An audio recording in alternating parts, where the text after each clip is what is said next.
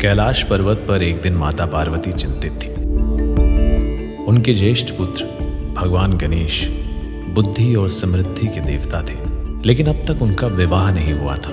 उधर उनके छोटे भाई कार्तिकेय का विवाह देवसेना से तय हो चुका था।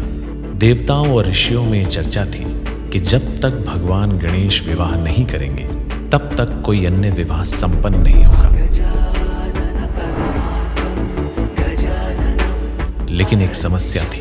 गणेश जी का विशाल स्वरूप और उनके विचित्र वाहन मूषक के कारण देव कन्याएं उनके लिए प्रस्ताव नहीं भेज रही थी। ये देखकर कार्तिकेय और अन्य देवगण हल्का सा उपहास करने लगे, लेकिन भगवान गणेश मुस्कुराए और बोले, जो सच्ची श्रद्धा और प्रेम से मेरा वरण करेगी वही मेरी पत्नी बनेगी। माता पार्वती इस चिंता को लेकर स्वयं ऋषियों के पास गई। तभी एक चमत्कार हुआ। एक दिन भगवान ब्रह्मा ने एक शुभ समाचार दिया। राजा गंधर्व राज की 2 पुत्रियां रिद्धि और सिद्धि ने भगवान गणेश को अपने पति के रूप में स्वीकार करने की इच्छा जताई। रिद्धि समृद्धि की देवी थी और सिद्धि बुद्धि की देवी।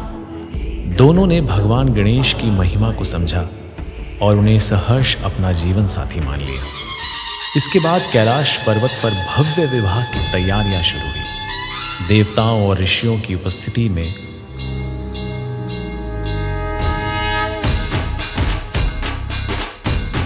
मंत्रोच्चारण के साथ भगवान गणेश का विवाह रिद्धि और सिद्धि से संपन्न हुआ। समस्त देवताओं ने आकाश से पुष्प वर्षा की और चारों ओर मंगल ध्वनि गूंज उठी।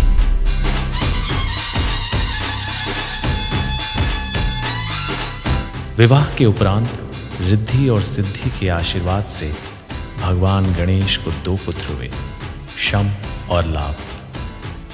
तभी से ये परंपरा बनी कि किसी भी शुभ कार्य से पहले भगवान गणेश की पूजा की जाती है।